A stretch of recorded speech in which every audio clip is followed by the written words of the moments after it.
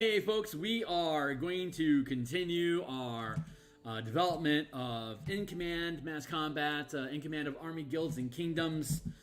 Just give me a hot second here to make sure everything sounds good. It does sound pretty good. Okay, cool. And now I'm just going to punch my buttons here. Hey, I want to give a big shout out to Mark Bober, newest subscriber in my Patreon. You can see the Patreon and the doobly-doo down below. It's got all the free content to place all the In Command as well as Martial Powers playtest content. It's free for anyone that wants to drop by to view. If you want to pick me up as a $1 contribution, I certainly appreciate it, but isn't necessary for you to enjoy what we're trying to build. Also, you'll see in the link down below, Twitter, like, subscribe, all that feel-good stuff. And also, furthermore, down below is the link to a lot of my content on DMsGuild, which is also 100% free to preview. You can see all the different color mana spell point variant rules that I've created, as well as different ideas about spell point warlocks, treating monks as a half caster. All that stuff is free for you to view and preview, as well as considerably discounted if you want to grab it all. So let's see, I've got all my signals cleared there. Bam. And now I get to get into the actual content. So let me get this. I've been doing a playtest last week, and we'll be doing tomorrow as well for Horde of the Dragon Queen, the first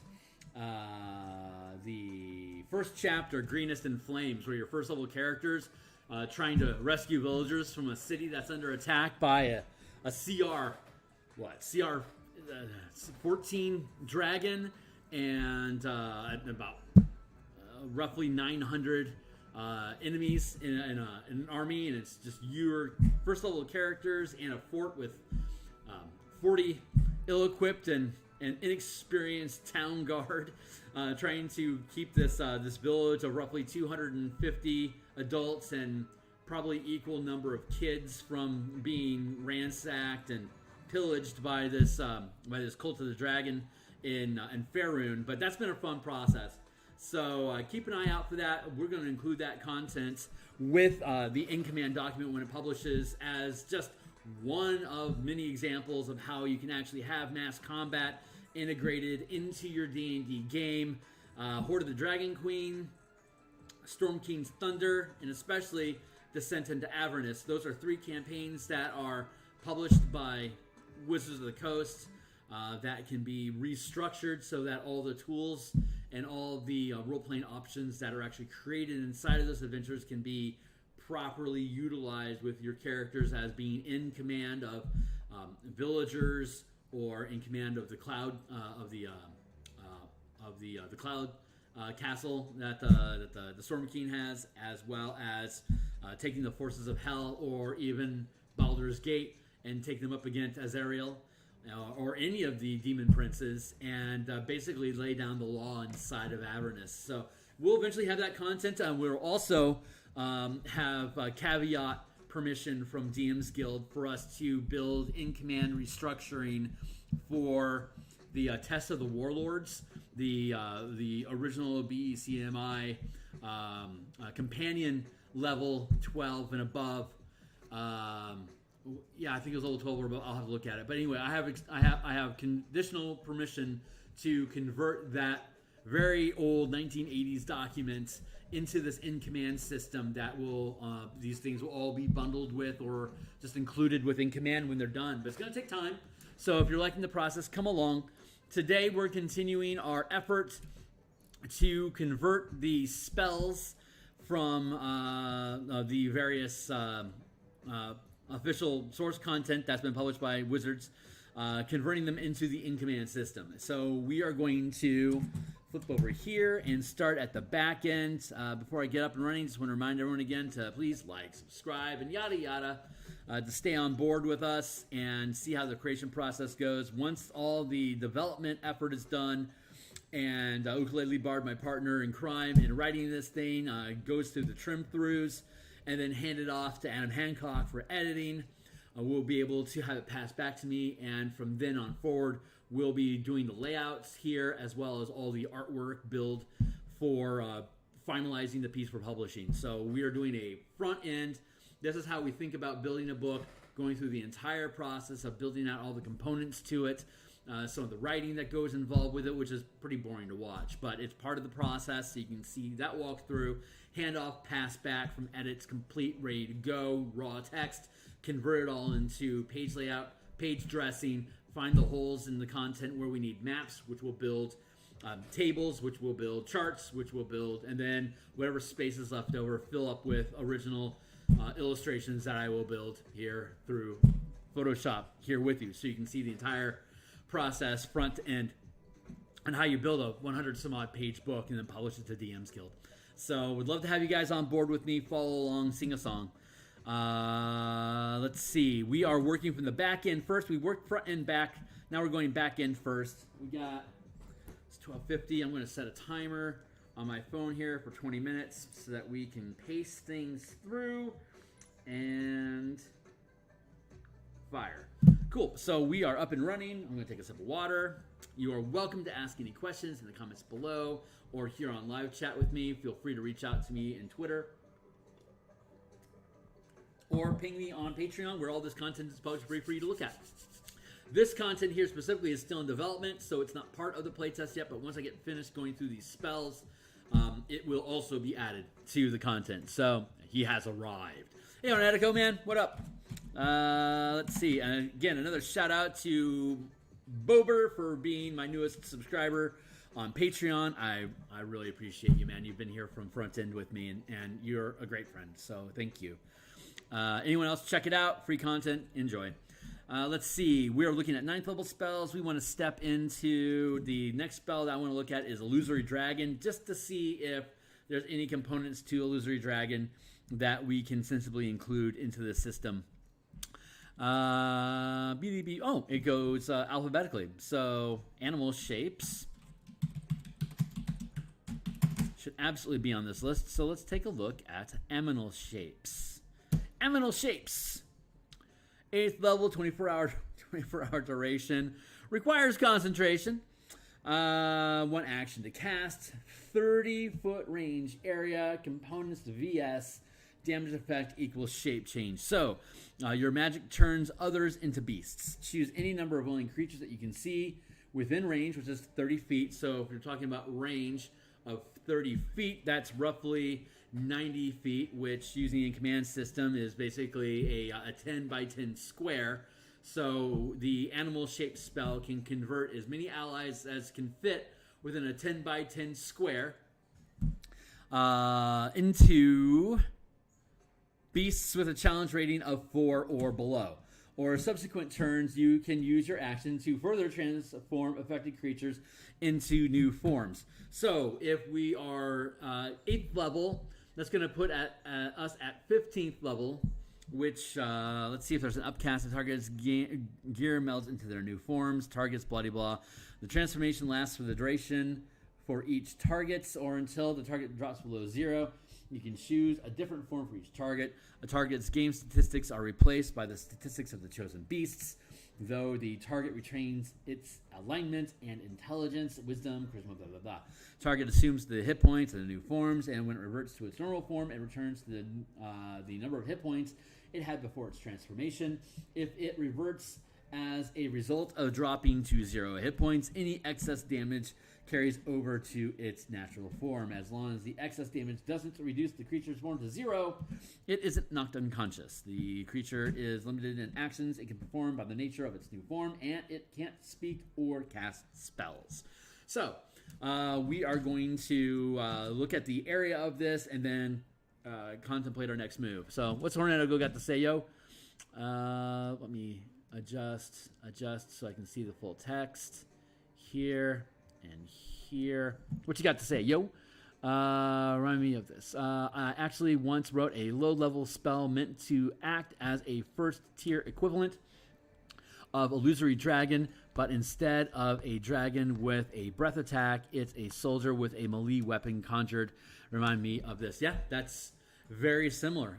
There would be absolutely no reason for us to have a 1 to 9 level cascade of different summonings based on class and flavor, whether warlock, wizard, cleric, druid, ranger, paladin, bard.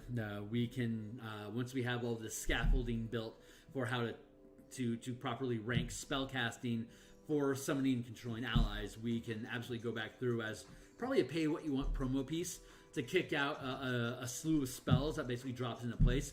Once we're done doing this, the next step we're going to do is we are going to then deconstruct and rebuild the 10 guilds of Ravnica to see how the allies that you gain by picking up renown in the Ravnica setting, how those can be structured to curve into this command, because most of the guilds in Ravnica grants you followers, very similar to first and second edition did, and to an extent third edition as well.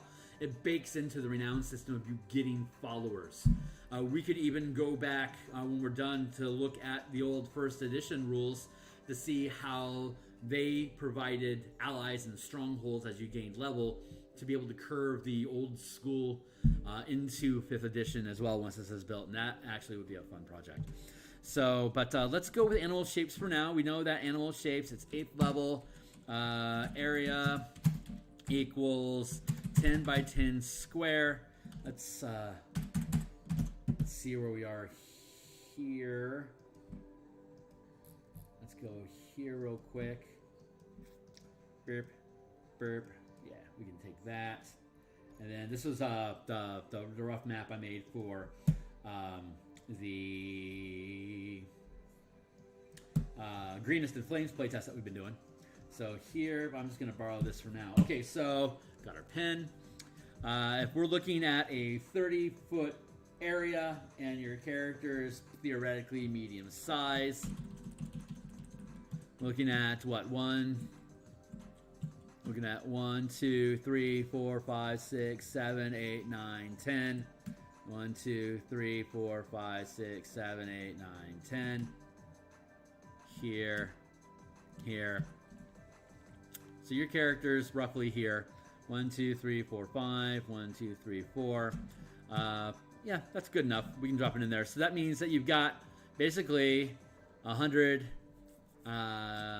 soldiers or 100 medium-sized or small-sized people that you can drop in here. You could theoretically have tiny-sized creatures, which we typically have 2 tiny-sized creatures per square, although you could squeeze them in to be 4 per square, and you can squeeze 2 small per square, so it's anything within 30 feet. But just going off base model, that would be area 10 by 10.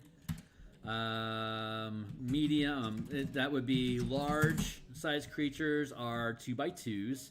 So we already know this from the mechanics that are available in the playtest content in the link down below. Just follow my Patreon to go find it. But this is a large size creature. This is a second large size creature. Here's a third large size creature. Fourth, fifth. So you got 5. 1, 2, 3, 4, 5. You got 1, 2, 3, 4, 5. So the total, there's 25. So if it's large, target equals 20. Target large equals 25. Medium equals 100. Small equals 100, but we can squeeze 200.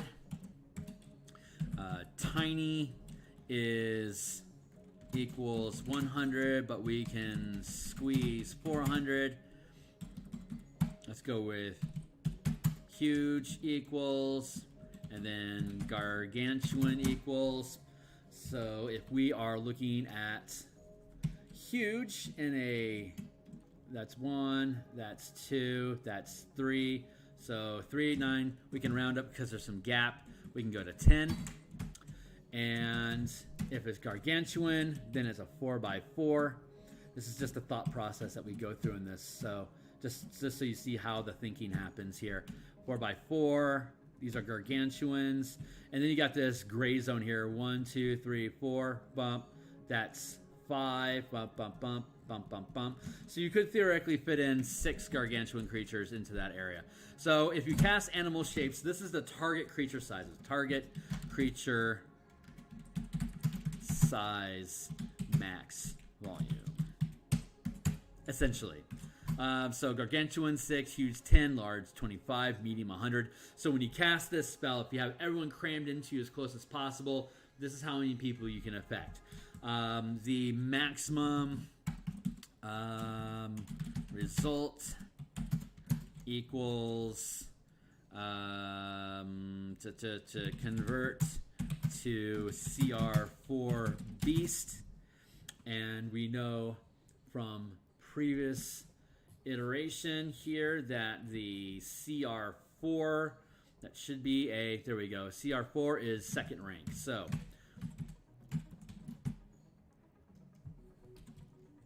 convert to 4 beasts, so we can have up to target creatures rank 2, 1, or 2. And the kind of creature is kind of up to you. So if you want to narrate these as woolly mammoths, or if you want to flavor them as saber-toothed tigers, or if you want to flavor them as T-Rexes, or if you want to flavor them as brontosauruses, technically the imagery that you create doesn't really matter. If we know that when you cast this spell and you cast it on 100 humans and you're going to convert them into 100, say, brontosaurus, okay, so that's a gargantuan creature. You would then have 100 gargantuan creatures.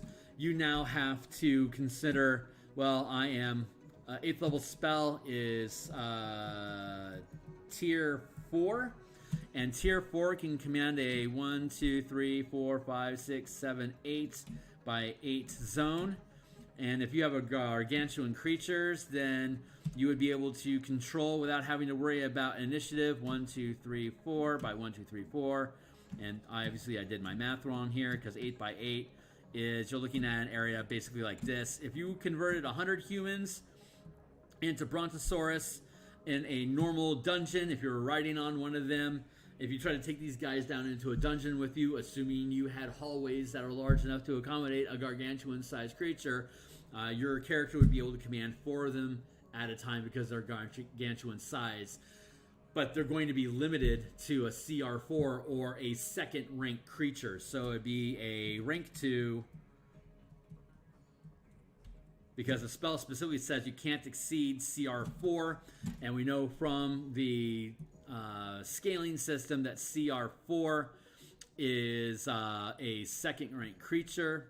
So we can then convert these people into 2 by 2. Now if we expanded up to a scale of 50 feet equals 100, a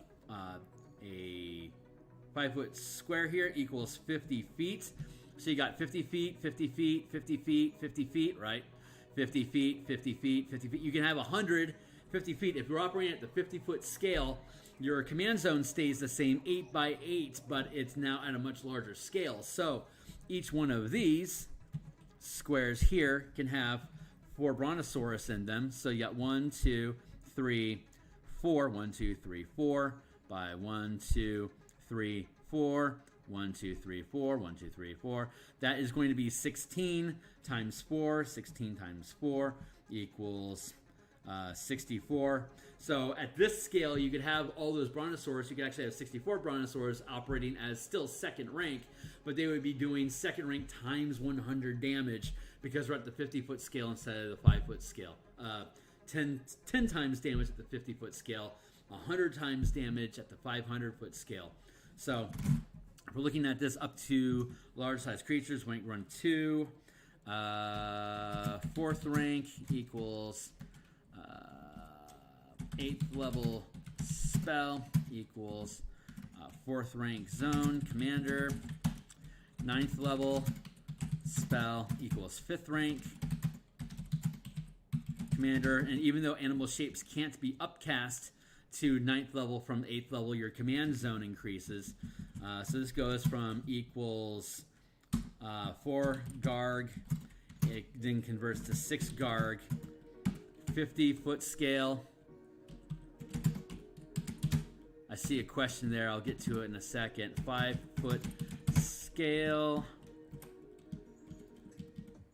50-foot scale equals 5-foot scale. 8th level equals 4th rank commander equals 8 by 8 zone equals Spar Garg. Equals a 10 by 10 zone equals 6 gargantuan creatures at the 50-foot scale, 8th level, equals 4th rank commander, equals 8 by 8 times 50 feet zone, equals 64 gargantuan creatures, 9th level, equals 5th rank commander, equals a 10 by 10 zone, times 50 foot, equals 10 by 10, that breaks down to 5 by 5 is 25. 25 times 16. What is the math on that? 25. 5 times 16. Sorry. 25 times 4. Yeah, 100. So equals 100 gargantuan creatures. That's how many you could fit in a 50-foot square. And then at the 500-foot scale, we're easily accommodating these things into, what would that be? It would be 5, 6, 10-foot scale. 50-foot scale is 10 times larger. So 100, that'd be a 10 by 10. 8th equals, yeah, you could still fit in 100 gargantuan, 8th and 9th. So the larger scale you get, the larger area you control. What's Hardenico asking? So with that much manpower, or perhaps dinosaur power in this case, yeah, you've effectively created the end of days for the opposing force. Well, you got to keep in mind at 8th and 9th level spell, at that level of game, you would be fighting stuff that is comparable to this. Like look at Descent into Avernus. In comparison, if you want to assault Azrael's flying citadel, that is a 500-foot wide and like 800-foot tall structure. So that's going to fit inside of a 500 by 500-foot square as a single square. So that means you're going to be operating at this 500-foot scale, and all of this animal shapes is going to sit inside of that 500-foot square. So you've got Azrael's fortress. Let's work at the 500-foot scale. So Descent into Avernus at the 500-foot scale, each square.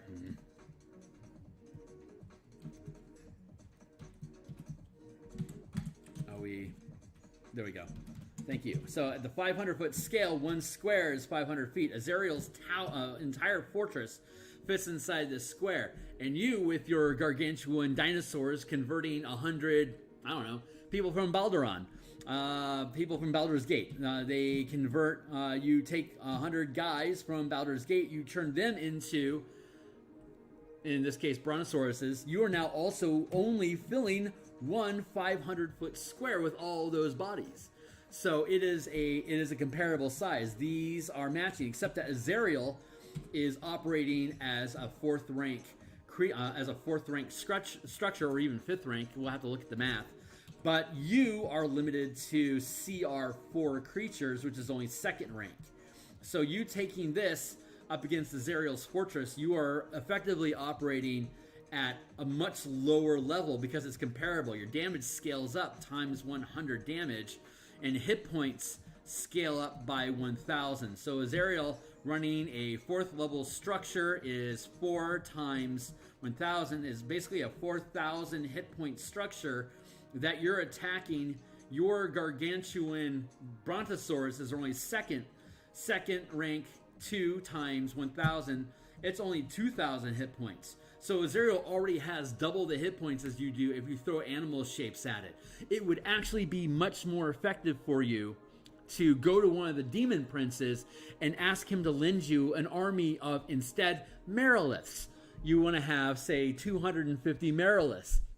If the demon prince has that kind of demon power to then throw at Azrael's tower. So Merilith, as a 4th rank creature, is going to be operating at the same level, same rank as Azrael's flying fortress does, rank 4. It would then effectively become like your character, as like say a 1st level character, would effectively be squaring off against what would that be? An orc's gonna outclass you, so it'd be like you against, like, say 2 or 3 goblins. That would be a fair fight. That it would be Azrael as a 1st level character versus you with your Merilith effectively being 2 or 3 goblins. It's kind of up in the air who would actually win that fight. So it's the scaling of what size are you operating at, and it's the DM's job to look at what resources that the character has available. In this case, it's animal shapes. And think, if you're going to bust out animal shapes, what kind of scale of challenge do you want your team attacking and using animal shapes to lead into battle? And in this instance, we're talking about Descendant of Avernus. So using animal shapes, you're actually outclassed. So you need the rest of that's what your druid's doing, and your druid's maintaining concentration while you're doing it. So the rest of your party has to, A, make sure you're maintaining concentration on the druid, so you're defending the druid from losing concentration, or restarting that clock, while, say, the wizard or the cleric or the fighter is pulling in allies from the demon princes that you can broker agreements with.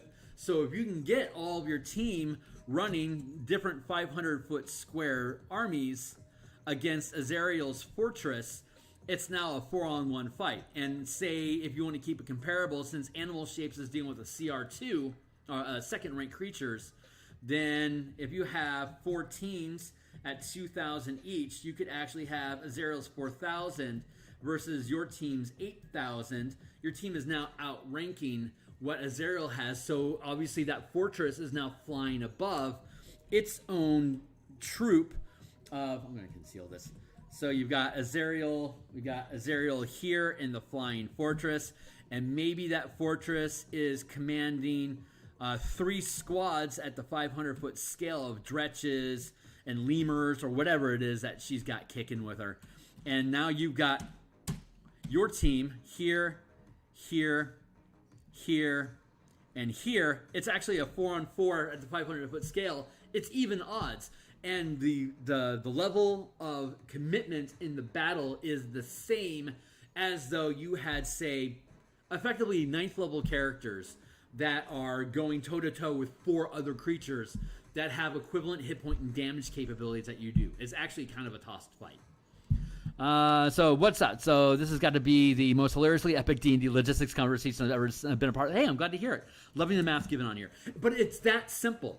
This is how easy In Command integrates into the 5e mechanics. You're just scaling up the size, scaling up the number of people, scaling up the damage. It's all just going up in scales of 10. So it's pretty comparable. Yeah, so and the only hop step there is like at a first, like in a 5x5 square, you've got like a guy has 10 HP. At the 50-foot scale, your 100 soldiers has 100 hit points. It's 50 feet here, it's 5 feet here. At 500 feet here, you've got up to 1,000 soldiers. They have up to 1,000 hit points. At this level, they're effectively 4th edition minions of having 1 hit point each. When you're dealing at this 50-foot and 500 and 1-mile scale and 10-mile scale and 100-mile scale, going from 1,000 to 10,000 hit points to 100k hit points. At the 100-mile scale, we're basically looking at Spelljammer armadas engaging with each other. Like the Spelljammer ship fits within a 10-mile space. Actually, the Spelljammer ship being 2 mile, I think if I recall, it's 2 miles, 2 miles tall, and I think it's 4 miles wide. This is the Spelljammer ship. It's a giant manta ray, and it's got its tail. So, like, maybe it looks roughly like this as far as a scale looks. So, if you would fit that at the 1 mile scale, the Spelljammer ship fits in a gargantuan size 4x4 space at the 1 mile scale, which is here, which has 10k hit points. This thing effectively has 1, 2, 3. It would have 1, 2, 3, 4 by 4, 40,000. So the Spelljammer ship, the giant manta ray, has 40,000 hit points. So now you just got to figure out how many Elven Armada ships do you need that each fit within a 500-foot square to square off against the Spelljammer itself, which is at the 500. Well, we already know the 500-foot scale fits in a 10 by 10 square at the 500-foot scale. So you can have 100 Elven Armada ships fit into 1 mile square. So the scaling is, again, it's still the same. So you'd have all those Armada ships at that 10 by 10 space. All those 100 Armada ships only have effectively 10k worth of hit points. If you have the Armada ships, say, read at a rank 2, they would have 20,000 hit points. Versus the Spelljammer, if it's assuming it's a first rank, it would have that 4x4. It would have 40,000. But if the Spelljammer ship itself is 4th rank, it doesn't have 40,000. It has 160,000 hit points. So you'd be taking your 20,000 Armadas versus the Spelljammer with 160,000. Chances are the Spelljammer is just going to ram your ship. Like Star Wars, Episode 9? Doing a hyperdrive ram. That's what the Spelljammer ship would do. It jumps to hyperspace, peels through your ship, and you just lost 70 Armadas. So, like the Armada class Spelljammer from the Elven fleet, it's huge. it's got like a 400-foot wingspan, and it's like 200 feet from nose to tail. So you could hyperdrive through that whole fleet and just destroy dozens of them in one go. And now Spelljammer is just flitted out of the crystal sphere. Now you got to pick up your pieces, scrape as many elven corpses from space as you can, make them undead, unliving elves if you're going with Eberron, rebuild, retry it. The Spelljammer ship probably only took, out of that 160,000 hit points, probably only took 20,000 hit points. Laughable damage to it, which is comparable to the 20,000 hit points that your Armada just took for being rammed. Spelljammer doesn't care. It's a living ship. It's going to heal. So that's how that scale kind of works. Yeah, I know. Lots of numbers. Hey, Heather. Nice to see ya.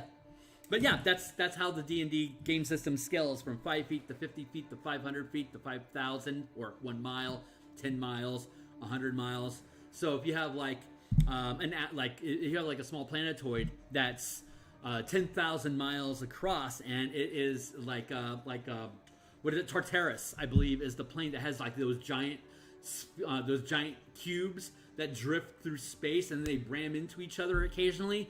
They can be anywhere from 10 miles to 10,000 miles per side. So that gives you an idea of how could you convert this square into a Tartarus cube. And if that Tartarus cube is 10 miles on a side, that just means that we're working at the 10-mile scale. So this cube has 100k, but if it's Tartarus, chances are you could have it as 5th rank. So that cube has 500k hit points. So if the Spelljammer with 160k hit points gets hit by one of these giant cubes thrown at it by a world titan or something, well then the Spelljammer ship's going to get knocked out of the sky because it has anywhere near as many hit points as that 10-mile cube does. So anyway, that's the math that goes behind it. Tangent there. We're converting spells. So let's get back into that. 8. Yeah. Episode 8. Thank you. But, I'm already forgetting what they are. So let's see. That was the 8th level spell. And then let's get out of this. Go back to animal shapes. 5th edition has a lot of spells. So let's just keep going through these. I think the next spell that qualifies that was animal shapes. Horde wilting doesn't matter. I wish you could just wish stuff in. But we're in 8th level here. So let's anti-magic, antipathy, clone, control, dark star. I'll get into grand scale, like scaling up spells, like actual like control weather and like Dark Star. That's not source content, so I can't use that. But like Earthquake is a spell that can affect the battlefield at the 50 or 500 foot or mile scale. I'll have another session that dives into that content as well.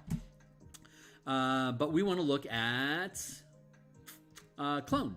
So Clone is an 8th level spell, 1 hour casting time, touch, VSM, duration is instantaneous.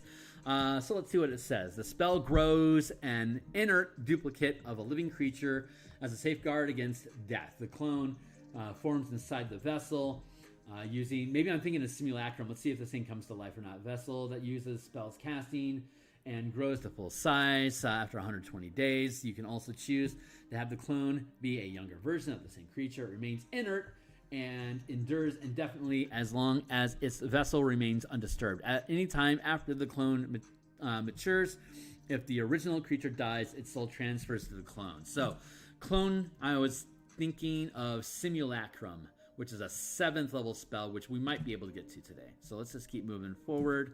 The next spell that we know we have on the list is Dominate Monster. So let's look at Dominate Monster instead. 8th level, casting time, 1 action, 60-foot area, 1 hour concentration, duration concentration, effect is charmed. You attempt to beguile a creature that you can see within range. It must succeed on a wisdom saving throw or be charmed by you for the duration. If your creature, if you or creatures that are friendly to you are fighting it, has advantage. While the creature is charmed, this is an important part. While the creature is charmed, you have a telepathic link with it as long as the two of you are on the same plane of existence. You can use this telepathic link to issue commands to the creature while you are conscious without requiring an action, which it does its best to obey. You can specify a simple and general course of action, such as attack the creature, run over there, blah. Doesn't look like there's any limits on what kind of creature can be controlled. Use your action to take total and precise control of the target until the end of the next turn. The creature only takes the actions you choose and doesn't do anything that you don't allow it to. During this time, you can also cause the creature to use a reaction, but this requires you to use your own reaction, as you can use your action. Okay, so this is unlimited. Higher ranks at 9th level. Spell duration increases to 8 hours. Creature takes damage, makes a new wisdom saving throw. So Dominate Monster equals target 1 creature, any CR, any size, up to rank, any CR up to rank 5, which includes Tarask, if you can take control of it. Rank 5, any size. So not a lot of comments to make about that. Basically, you take control and continue to control a single creature until it takes damage if you're leading into battle. Obviously, it's going to be taking damage. Caveat language here is if the dominated creature is in a squad, it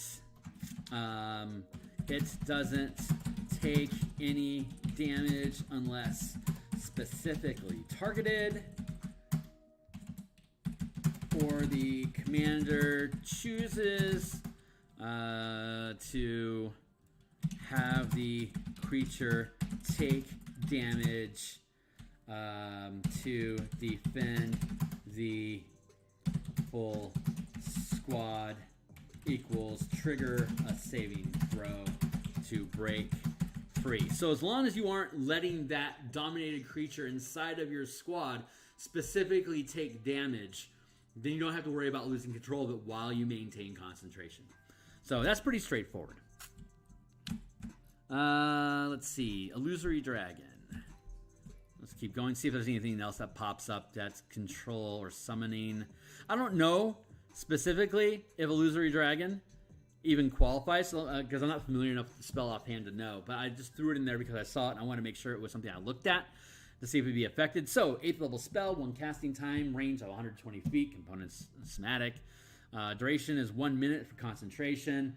Wisdom save, attack save. Okay, great. So, by gathering threads of shadow, blah, blah, blah, when the illusion appears, any of your enemies that can see it must succeed on a wisdom saving throw or become frightened of it for 1 minute. The frightened creature ends its turn in a location where it doesn't have a line of sight. It can repeat the saving throw, ending the effect on itself. As a bonus action, on your turn, you can move the illusion up to 60 feet at any point during its movement.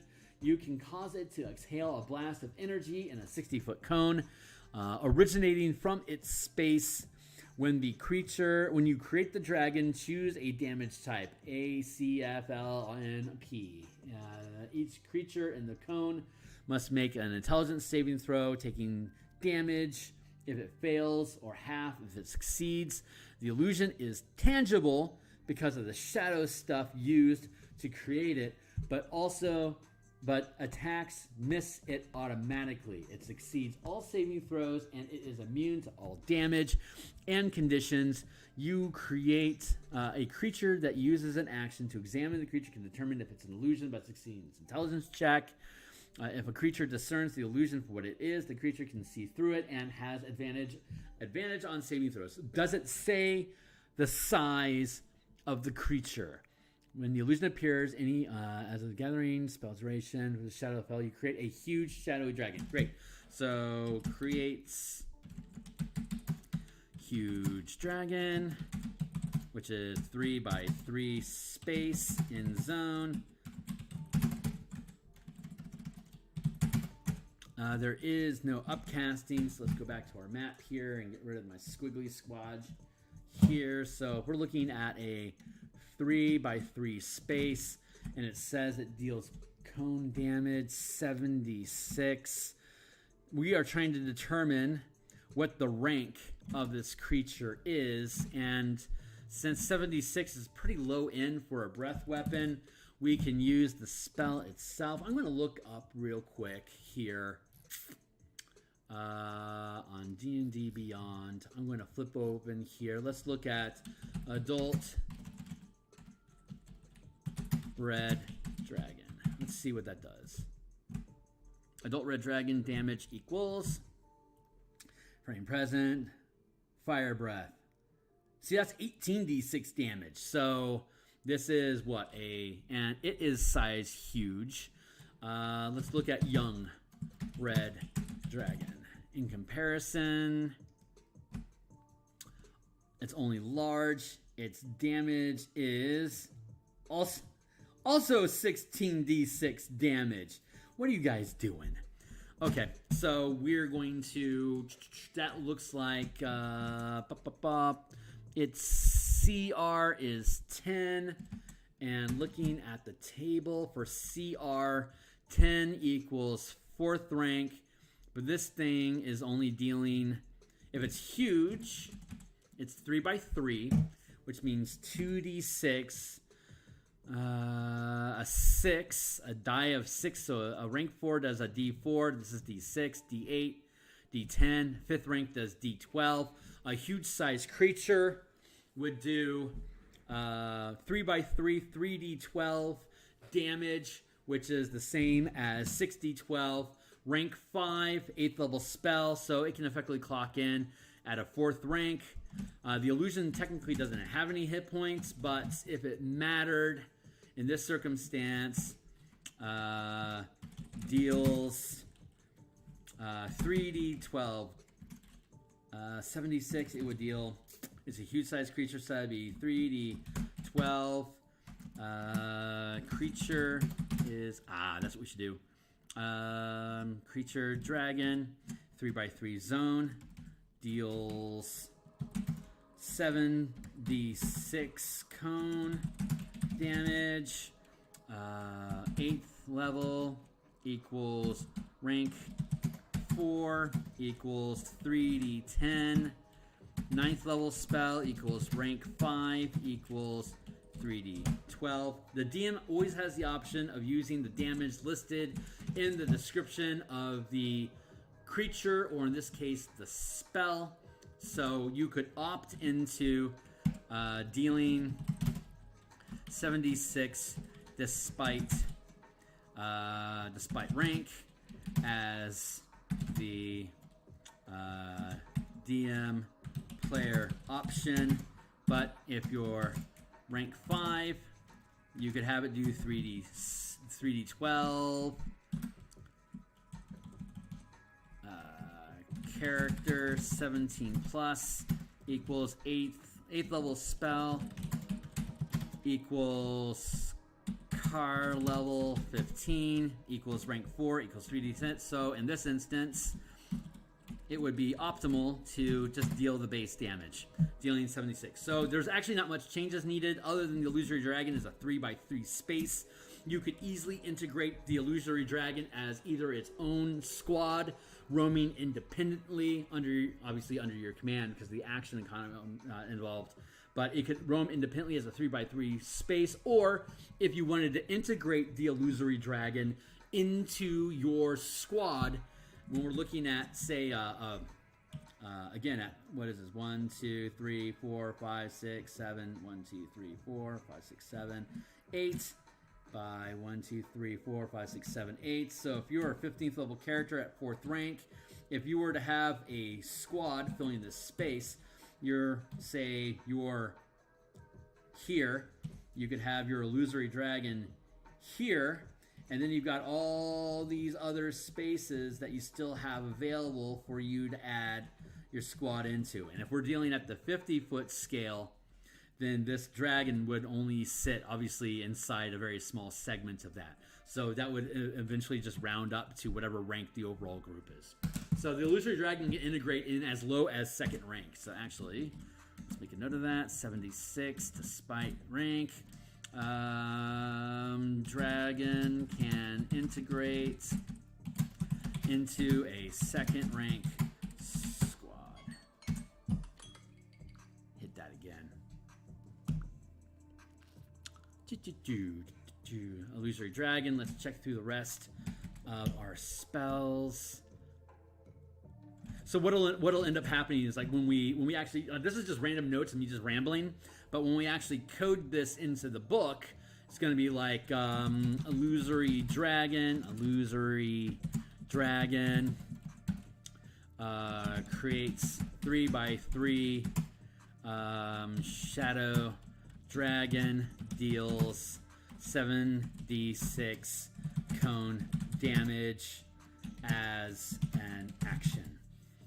If the dragon is integrated into your squad, it wouldn't do a separate cone of damage. It would just do the, like, if you're in a 4x4 squad, in a 4th rank squad, and it's say a 4x4 area that the dragon could fit inside of with you, that would be doing 4 times as a 4th rank squad. 4th rank squad equals d10. 4x4 is 4d10 damage. So if the Shadow Dragon is part of your 4x4 squad, its breath weapon would be just integrated into the damage of 4d10 damage whenever your squad hits as an action. Or you could specifically have the dragon use its breath weapon independently from the rest of the squad, still using an action to then deal its 76 cone to the area, to the 120 foot area. So it either just integrates as part of the math that's dealt in the squad it's inside of. Like, if you just have the dragon as its own 3x3 squad, you could make attack, bonus action, verbal action, plus additional attacks per round equals 3d10 damage per attack, or breath weapon equals 76 damage as an action to, what is the area? 60-foot cone. So you're either just doing hits at 3d10 damage per attack, or you could do as an action, you can do cone, and it does 76 to everything within that 60-foot area. So that's kind of how it would break down. We're still figuring out what the monikers are and how to actually make it, what the unifying language for all the spells should be. But that's the rough gist of how Illusory Dragon works. And this, I'm kind of fast stepping through this because I assume that you've looked at the last 9 sessions of this that we've done. So you have all the mechanics and the breakdown, and looking closely at how do these squads integrate into each other. How do you cycle damage? You can look at the free content in the Patreon. You just go to the Patreon link, and you don't have to be a patron. You can just click on it to see the free content there for all this that breaks down how the math works. So as I'm firing through these, I'm assuming that you're looking like at the first, second, third episode of the series in the playlist, and that you've gone in to look at the content so you know offhand why am I saying 3d12 at 5th rank or 3d10 as a 3x3 creature at 4th rank. All that math has already been broken down previously, and I'm trying to just more focus in on what are we dealing with now, assuming that you've been keeping up with me. So that's kind of that flows. But let's look at what else we have at 8th level to see if there's anything that we missed that gives you control stuff. Mighty Fortress creates a Mighty Fortress, but we're going to deal with that in the independent spellcasting, scaling spellcasting in the when we get done with these spells. So that'll probably be, what is it? It's 1:30 now, so probably not this session, probably the next session. So let's see, how long have I been active? Delay, yes, recording, live for 50 minutes. I've still got a half hour. So let's see, 8th level, Powered Stun, Reality Break, doesn't count, Telepathy, Tsunami, we'll look at that later. We're in 7th level spells now, so let's go back to our 7th levels. Conjure Celestial. Cool. Let's see what Conjure Celestial does. Conjure Celestial. It's a 7th level spell. 7 is 13th level. 13th level is 4th rank characters automatically. So Conjure Spell, you summon a Celestial of challenge rate 4 or lower. So create... And again, we know that I'm on Raw. We know that CR4 is 2nd rank. So create 1st or 2nd rank Celestial, which appears in unoccupied space. You can see within range. The Celestial disappears when it drops to 0 hit points. The Celestial is friendly to you and your companions for the duration. Roll initiative for the Celestial, which has its own turn. It obeys any verbal commands you give, or you can integrate it into a squad, obviously. The DM has the Celestial statistics, example, Pegasus. At higher levels, when you cast a spell using a 9th level slot, you can summon Celestial of CR 5 or lower. Okay. 7th equals...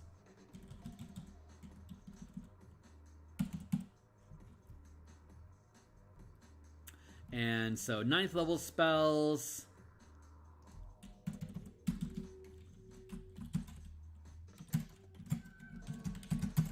And we know from the table that CR5 is 3rd rank. So create 3rd rank Celestial. Again, you don't need to have any specific statistics about the Celestial. You don't need to pick a Celestial from the source book. You can just declare this as a 3rd rank creature that is a Celestial. A 3rd rank creature deals D10 damage. It would then be able to, as a 3rd rank Celestial individual creature, then it becomes an issue of what we need to address overall is how large of a creature can this create. And so 3rd rank, let's look at 3rd rank. Your maximum zone is 6x6. Gargantuan is 4x4. 1st level max zone is 2x2, which is large. Gargantuan, and now we're off the charts from what's listed in the book. So, off the cuff, this is a question we're going to have to address later. 3rd rank max zone equals 6x6. Equals 6D. 3rd rank is 1st rank is a D4, 2nd rank is a D6, 3rd rank is a D8, 6D8 damage. So let's go look at a CR5. Let's go look for source game rules. Show me creatures. Monsters. Let's go look at monsters. And let's see what we can find for Celestials. Let's see what kind of damage 5th rank Celestials do. Our 5 CR Celestials. A Battle Force Angel. That sounds pretty cool. Felidar, Holophant, Unicorn. Those are CR5 creatures, which is the rank that we're looking at. So let's see what kind of damage these guys punch out. Multi-attack. You get 2 attacks, dealing 2d8 damage apiece. If used with 2 hands, plus 4d8 radiant damage. So these guys can attack twice. 2 melee attacks that can do 5d8 damage. So that's a total of 10d8 damage per round that you would normally be able to see a Battle Forge Angel perform. 10d8. 10d8, that's 2 attacks. If you were to command a Battle Force Angel to perform 2 attacks at 3rd rank, it'd be 68 damage. That's pretty comparable. So you would be able to, as a 9th level spell, it seems pretty realistic that you'd be able to fill a 6x6 zone with Celestials. That's probably how that ends up breaking down. When you cast a Conjure Celestial spell, you could create any Celestial that you want up to a 6x6 space that would be dealing 68 damage per attack. It takes you 1 attack, if you're a fighter, 2, 3, maybe 4 attacks to issue a command each time, plus a bonus action, plus the creature's own innate action. A 20th level fighter could have this Celestial if your cleric handed you control of this. Hey, you follow that, do what that fighter tells you is now your zone. Your fighter could have this thing attack 6 times, dealing 68 damage. Your fighter doesn't take any actions this turn. Instead, it has all of its action economy flowing into having the Celestial attack as an ally at your side as a 6x6 block. If you were to then bring it in as a smaller size creature, say if you're in a normal size dungeon and you just want to bring it as a 2x2, it would be dealing 2d8 damage per attack, but you would still have 6 attacks per round. It's going to end up being 12d8 damage, which is pretty comparable to the 5d8 damage that we see this angel doing twice per round. So this actually kind of scales. So it would probably actually ultimately make sense to have the action be limiting to a size large creature. How big is this creature? It's medium size. So it would be dealing less as a squad. So you would want to round up so you could do 2d8 damage. But the math kind of weighs out if you're dealing at the 2x2 like a size large creature. But if you wanted to expand out to just being, like I said, being a 6x6, it then becomes the DM's challenge to have something that is comparable to a 6x6 creature. If you're like in a dungeon and you only have hallways that are 5 feet wide, you can't take a 30-foot by 30-foot creature into the battle with you because it can't fit in that space. You would at most be limited to a 2x2 creature that would have to squeeze its way down the hallway until it found a space larger that it can expand out. But you would probably want to limit yourself to a medium-sized Celestial, which is here at the 1st and 2nd rank. So that's the math kind of pans out. You just got to look at it. And again, 1st, 2nd, 3rd episode of this playthrough of this playlist walks through those mechanics. Let's see. But yeah, that tracks. So how large a creature, question to answer equals, and this is stuff that we'll hash out in one of our development sessions about how do we resolve that stuff. So when we go through all this, we'll be able to say, yeah, at 7th level, you're creating at most a size large creature. With a 9th level spell, you create a size huge creature, for instance. That may be how we parse it out. So we'll look at that.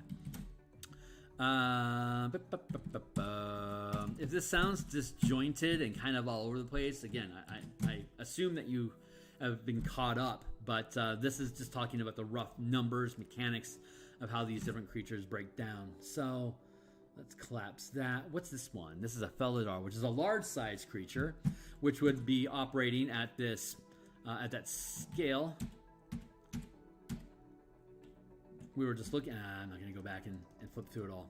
But yeah, this is a large size creature. It makes 2 attacks which does 3d8 damage per hit.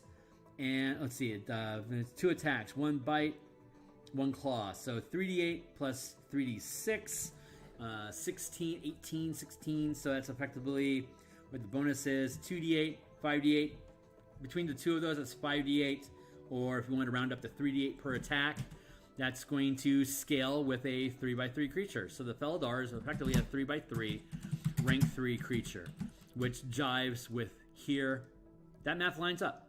So, just step out a sec. Back now. Hey, man. Glad to have you back. So the Felidar tracks as a CR5 creature, as a huge size. Hollyphant is small size creature, which would be a 1x1. 5th rank, it'd be a D8. Let's see, its attack, Tusks, does D6 damage. It would be using D8 as a rank, as a 3rd rank creature, so that jives well enough. But then it has its trumpet blasting and its trumpet sparkles. That still jives as a a small size creature. And then you got the unicorn, which is a large size creature, which should be dealing as a CR5 creature, a base 2d8 damage. Multi-attack. When it attacks with 2 attacks, it does 2 hooves, 1 attack with hooves, and 1 attack with horn. Horn does 2d6. Hooves do 2d6. Horn does 1d8. You can round it up to 3d8.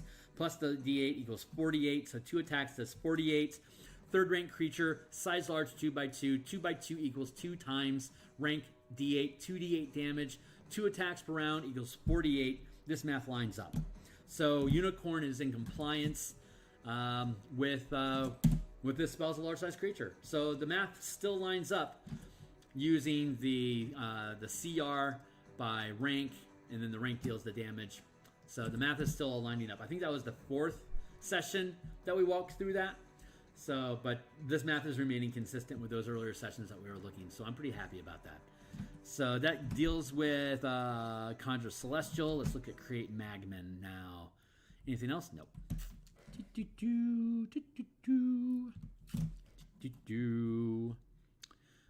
Create Magman. So 1 hour, 7th level, touch, instant, transmutation, none, equals DMsGuild. Okay, so when casting a spell, you place a vial, blah, blah, blah.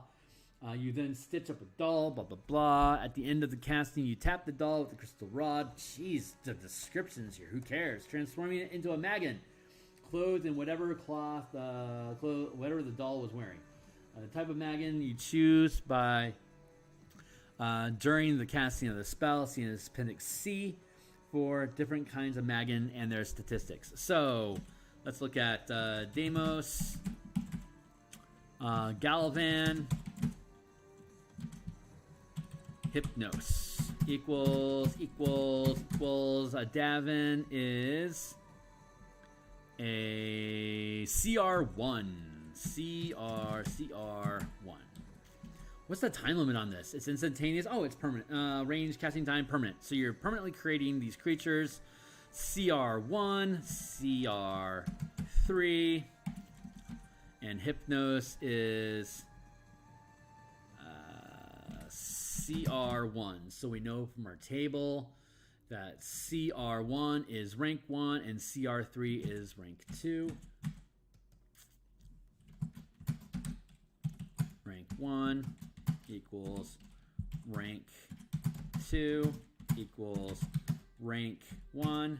And what's the size of these things? A Deimos Magman is medium.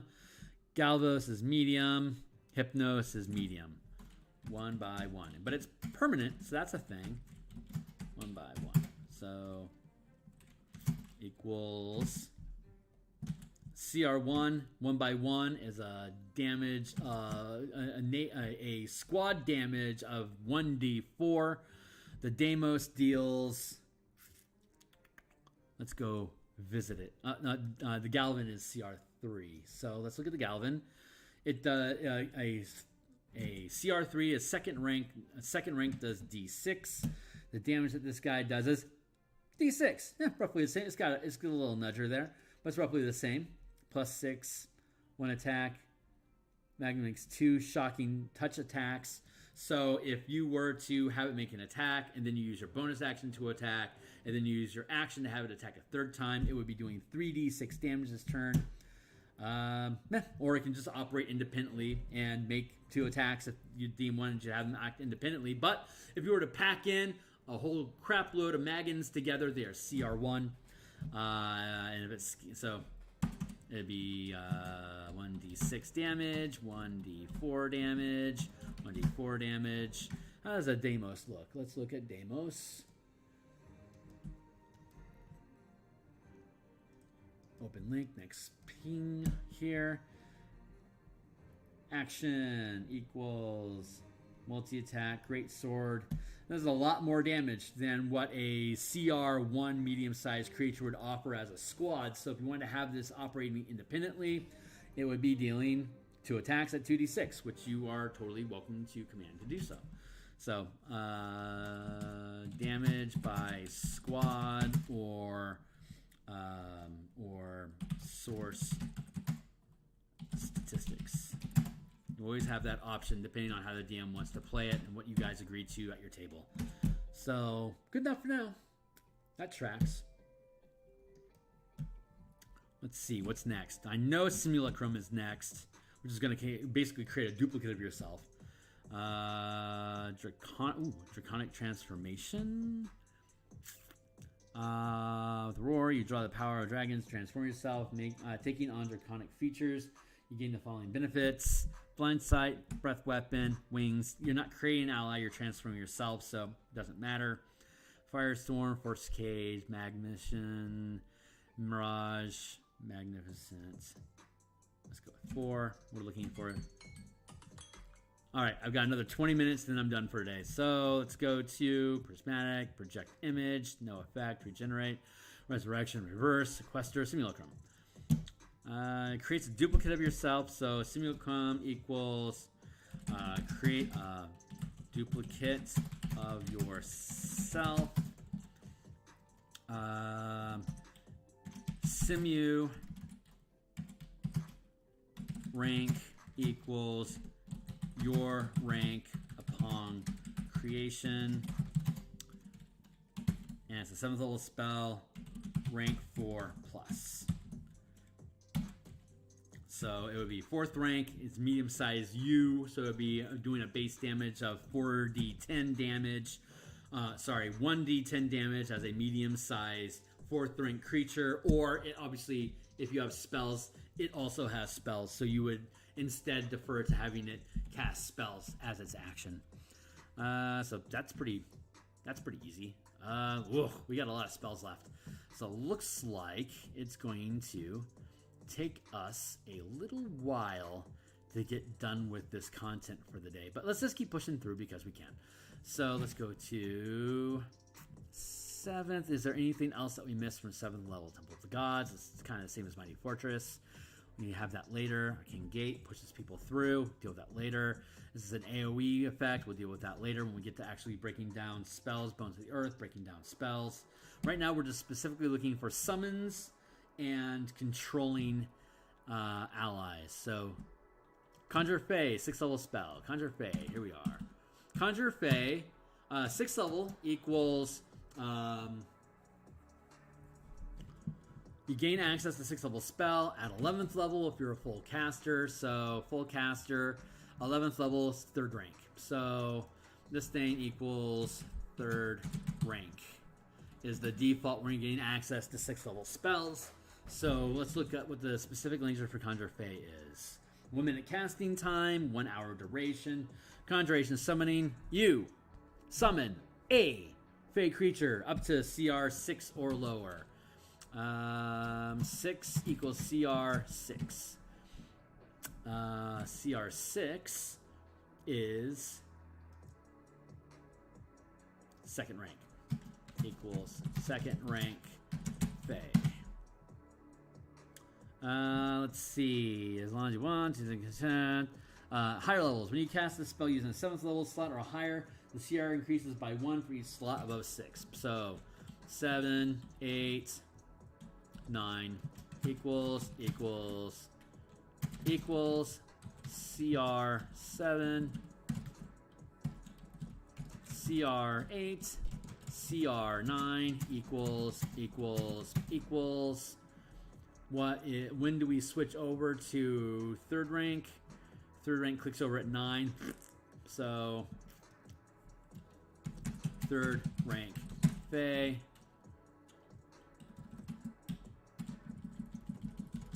And this only summons one Fae. So when you're summoning Fae, it's less so much that you have a combatant entering the battlefield, although you certainly can and have it operate independently as its own creature, or you could integrate it into a larger squad, and as an action, whatever spell-like abilities or spell castings it can do, you could use that as an action to have it perform that task. So, but obviously this is like Conjure Elemental, Conjure Conjure Beasts. We had it. What is it down here? Conjure Animals. Thank you. Second rank 4x4. Third rank 6x6. It's designed to have multiple creatures, like a pack of wolves. You summon a pack of wolves. They could all fit in a 4x as a third level spell. They can fit in a 2x up to a 4x4 space. You can summon up to 16 wolves, but all they are wolves. It's not like they have a conversation with you or take you to Never Ever Land at your request. But summon Fae can, so it's more of a utility access. But if you wanted to dump a 6th level spell into getting a second rank creature, with 20 hit points and doing D6 damage on a hit, you can, but that's not what this spell is for. It's more utility based or acting independently outside of a squad.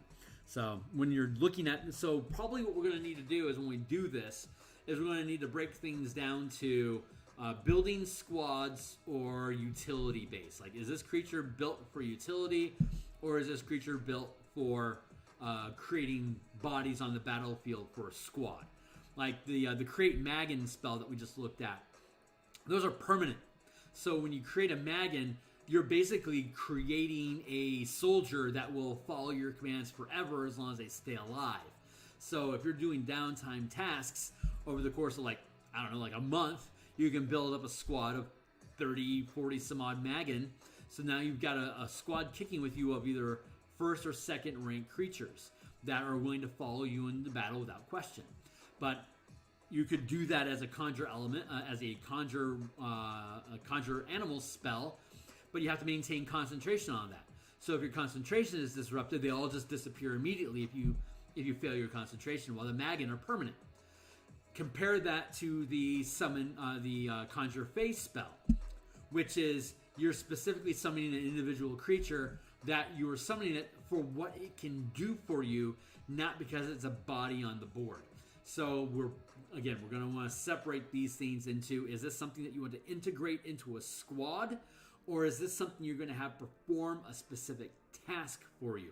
And that task could iconically be transform all my Magman into T-Rexes so they can go tear up enemies. That T-Rex is going to be a third rank creature, and if you have 40 Magman that say you summon Fae to transform them into T-Rexes, we now just got back into that into the animal shapes spell at 8th level that we started our conversation with about having 100 Brontosauruses running around with you. This Conjure Fae can do that at a lesser extent because it's not a 8th level spell, it's a 6th level spell. So it has less scale. You can pull in pixies that could then transform creatures into these animal shapes for you instead. So that it would be a utility creature that we would need to take into consideration. So let's see if there's anything between now and create Fae. What is this? It says Conjure Fae, sample creatures. Beep, beep, beep, boop, boop. At higher levels, when you cast a spell, sample creature name, blop, blop, blop. These are summon a Fae creature. If you concentrate, some sample creatures are below. A fire beetle is, well, I guess if the, what does this say? The Fae creature is friendly to you. Summon a Fae creature to sound 6 below. Say, or a Fae spirit that takes the form of a beast of challenge rating 6 or below. So T-Rex, huge. Challenge rating 8. T-Rex, huge. CR 8. CR, that's a 3rd rank creature. So yeah, Fae could be a T-Rex. There you go. That's skills. Let's see. Where are we at? Create. Oh. Well, I mean, create homunculus is a thing. Create homunculus. Technically, it's a thing, so let's deal with it. It does create a thing. So 6th level, 1 hour, touch. It creates a permanent thing. That permanent thing is tiny. CR0. So tiny CR0. CR0 rounds up to rank 1 because it's first level. It's CR1 or less. So there you go. Permanent. Well, that was quick. So let's go to create undead instead. This will hopefully be interesting. 1 level, 10 feet, instantaneous, permanent. You can cast the spell only at night. Choose up to 3 corpses, medium or small.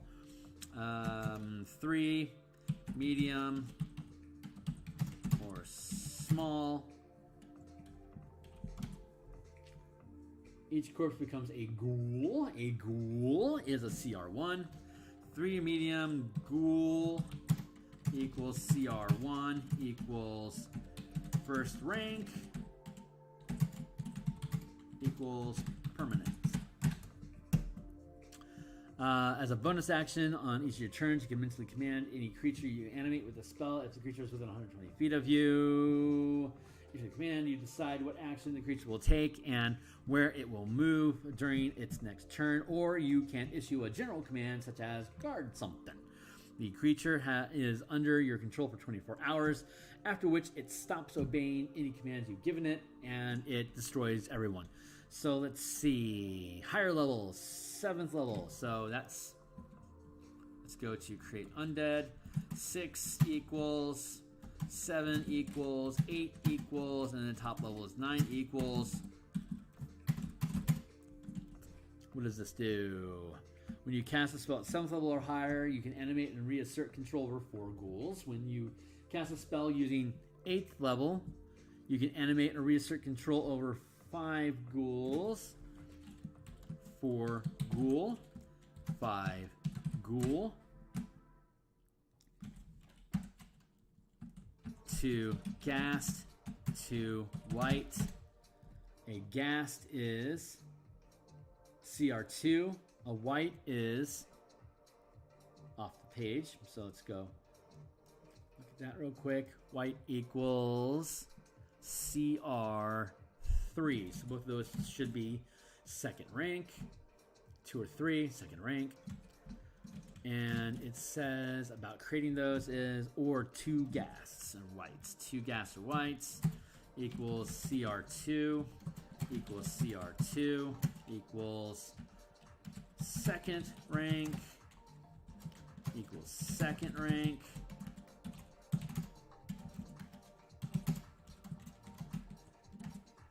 I don't need to repeat that they're 2nd rank, 1st rank, blah, blah, there. Let's see, when you cast a spell, 8th level, and then 9th level, you animate and reassert control of 6 ghouls. Let's see, 6 ghouls.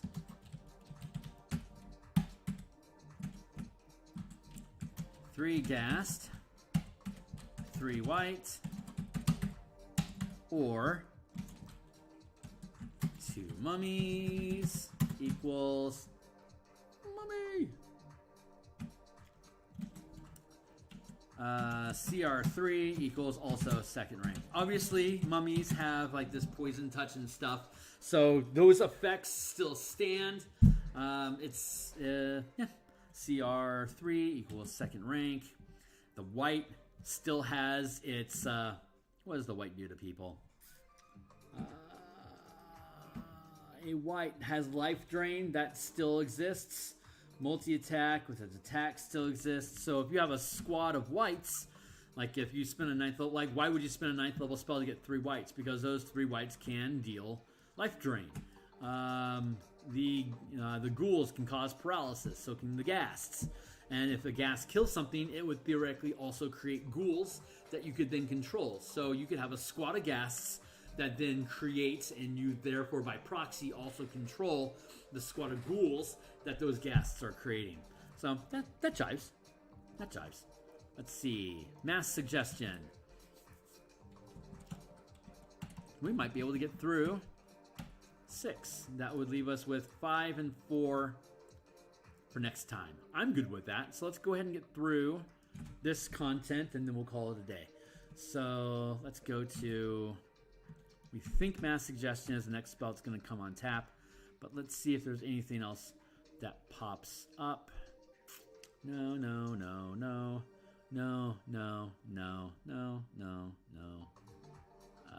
Instant Summon, I think, is an object. That's an object, right. So let's go to the next one. We're looking for Mass Suggestion. Flip over. Investiture of Flame changes you. Magic Jar affects you. Mass Suggest, damn. 24-hour duration, 60 feet. You suggest a course of activity limited to a sentence or two and magically influence up to 12 creatures of your choice that you can see within range. 12 creatures.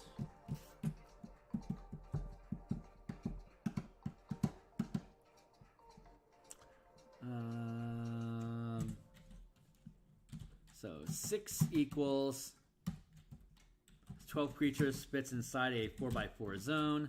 7 equals 8 equals 9 equals. Let's go back and look at this again. 3 medium creatures, permanent. 4x4 squad. No, sorry. 2x2 space, 4 ghouls. 2x2 space, 5 ghouls is a 3x3 space. 2 ghasts is a 2x2 space. 2 whites is a 2x2 space. 6 ghouls is still a 3x3 space because, again, you got a 3x3 space. That is here. 1, 2, 3x3. So you've got 6 ghouls. They fit inside there, and then you would be here. You're all fitting inside that 3x3 zone. So it would be a 3x3 squad.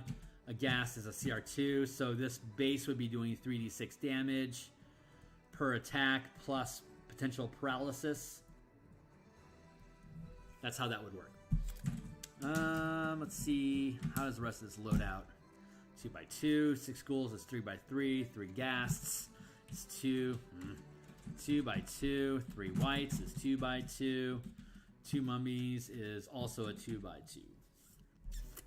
Pretty straightforward. So how does Mass Suggestion work? Burp, burp. Higher levels, 7th level.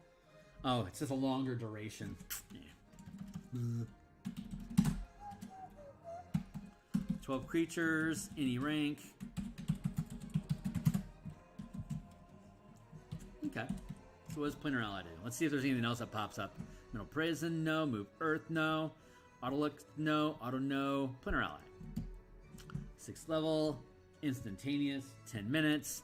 You beseech an otherworldly entity for aid, sending you a Wibnib. When the creature appears, a celestial, elemental, or fiend. Celestial, elemental, fiend. Take your pick, depending on who you beseech. Make the creature appear in unoccupied space. If you know a specific creature's name, you can request that specific creature. When the creature appears, it has no compulsion to behave in any particular way. You can ask the creature to perform services. That creature will absolutely join a squad or can perform tasks for you. Payment, as a rule of thumb, a task that can be measured in minutes requires a payment worth 100 gold per minute. Jeeves. Okay. Task, creature's ethos, payments when after a creature completes the task or when the agreed upon duration of service expires, the creature returns to its home plane. A creature enlisted to join your group counts as a member of it, receives a full share of experience points awarded. Yeah. So, okay, great. So ignoring that little snippet, Celestial Elemental, choose, gain 1 creature.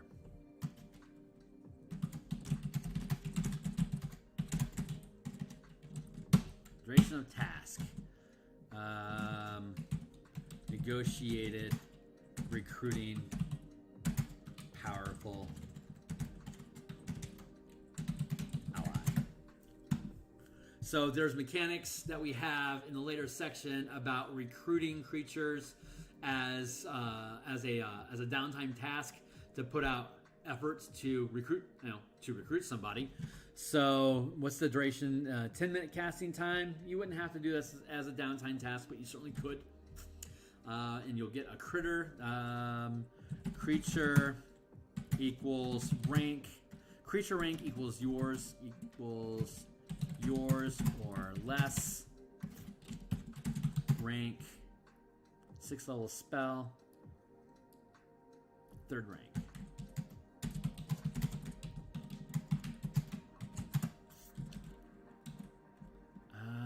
Let's see.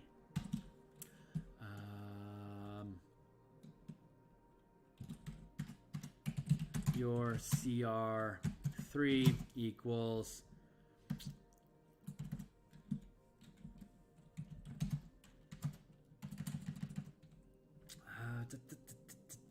so 3rd rank, 4th rank.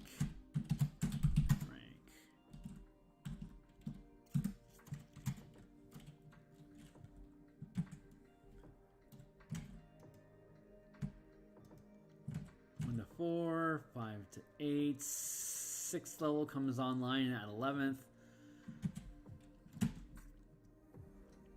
13, 16.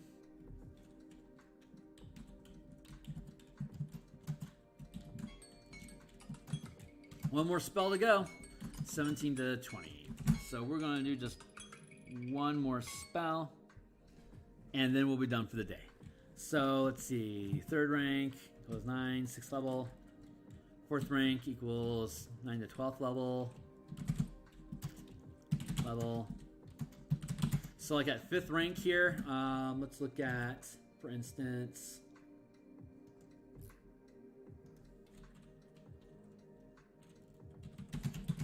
Pit Fiend. Now Pit Fiend is a demon. It's a CR 20. We know from the table, CR20 is 5th rank, 14 plus.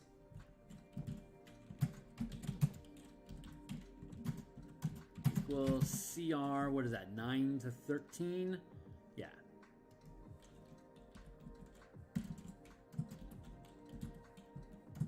Equals CR 5 to 8, if I'm not mistaken.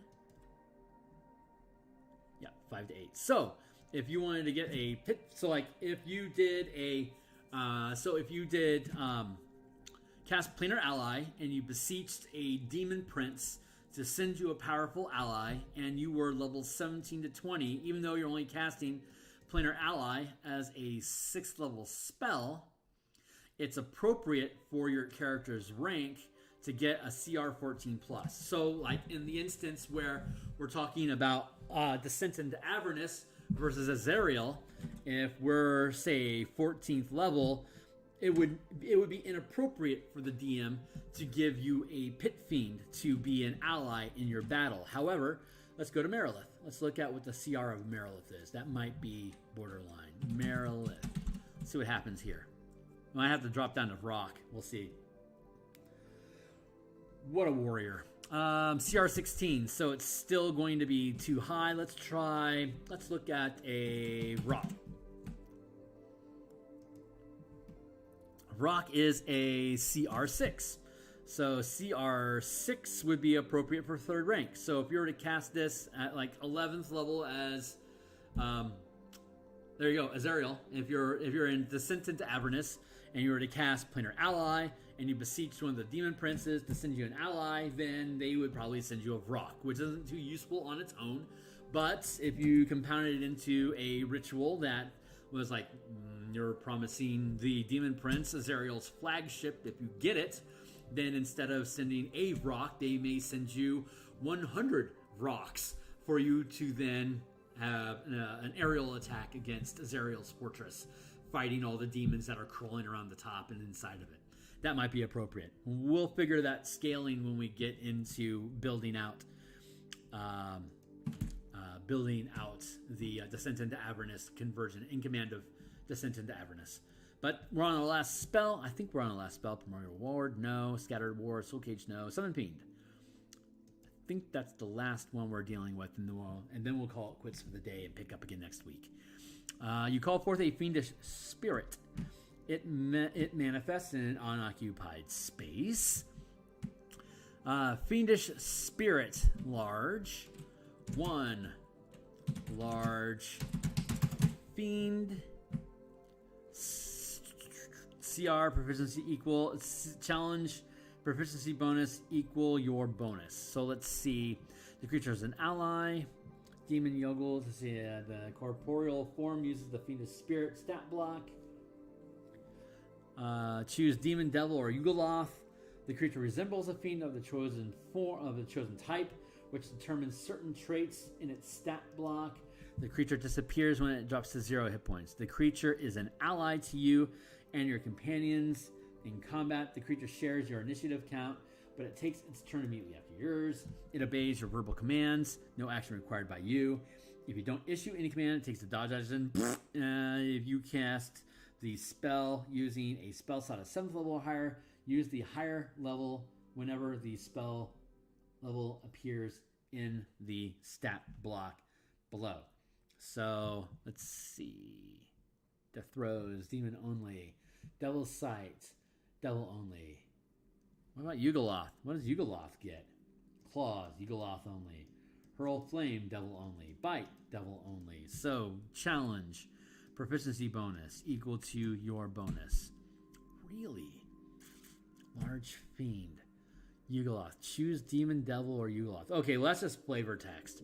So when we're building this thing, 1 large fiend. 6th equals 3rd rank fiend. 7th equals 4th rank.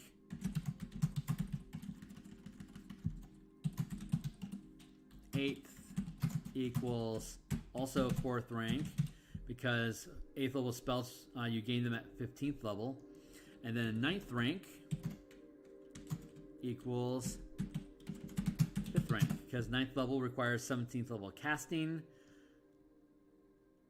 5th rank. There you go. So that's pretty straightforward. Summon creature. How long does it stick around for? 1 hour concentration. 1 large fiend. 1 hour. Concentrate. Okay, well, that's the 6th level spells. Let's double check real quick to make sure we didn't miss anything. And assuming that we didn't, we'll pick up, sweep through the 4th and 5th level spells.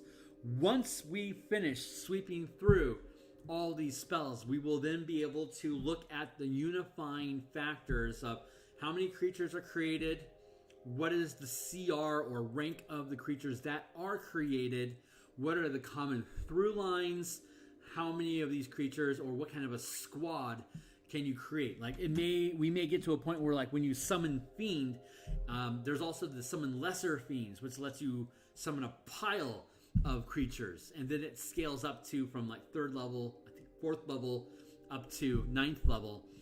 You gain a whole pile of fiends. Using that same scaling method, we may find that we could do a summon Fiend, and instead of getting 1 creature of 3rd, 4th, or 5th rank, it may be more appropriate to, like, when you cast this spell, you can fill a command zone of 2x2 or 3x3 or 4x4 with demon creatures that will operate as a single squad. That's what we're trying. That's why we're going through all of this process of just breaking down the raw math of it, seeing what the spell says you get, so that when we go through the whole process, we can find all the through lines to establish what level of spell, how much resources of manpower and CR do you actually get per spell level. And then we'll be able to have, like we were talking about earlier, going back through as a separate extension piece, building out a Druid Summoner list of 1st to 9th level or even 10th level spells at 19th level. So you know what your consistent scaling is, what you should expect that as a Paladin at 17th level. I have access to 5th level spells. This is the kind of thing I should be able to expect to summon. That is the goal of all this, to crunch through all these different summonings and control, so that we can have that through line of, like, if this requires concentration, how much stuff do you get? If it's permanent, how much of this stuff do you get? If it requires you to use your own action to control it as written, how much stuff do you get? If it just assumes that you just tell it to go do something or perform it like a task without requiring your attention, how much of that do you get? That's the effort that we're trying to go through in building all this stuff out. So, and I think, yeah. So I'm looking forward to 4th and 5th level, but that is where we're getting to. Let's see if there's anything that I missed. Yep, 5th level animate objects. That's where we're going to pick up next week with animate objects. One of my favorite spells. Absolute worst spell as a DM. Absolute favorite spell as a player. So that's where we're going to pick up next week. Check out the other links so you can get some background about this. Go down to the Patreon to check out the full 50-page document to see what we put together so far, so you can see how these things are folding into the process. I have the playtest using this for Horde of the Dragon Queen. The characters gain 2nd level, which is exactly what Horde of the Dragon Queen Chapter 1, Greenest in Flames, says you're supposed to do. So the rest of that chapter, which will take the characters from 2nd level to 3rd level, they defeated the dragon that was attacking the fort. They were able to fight off the battering ram and storming siege forces that came through the Sally Fort.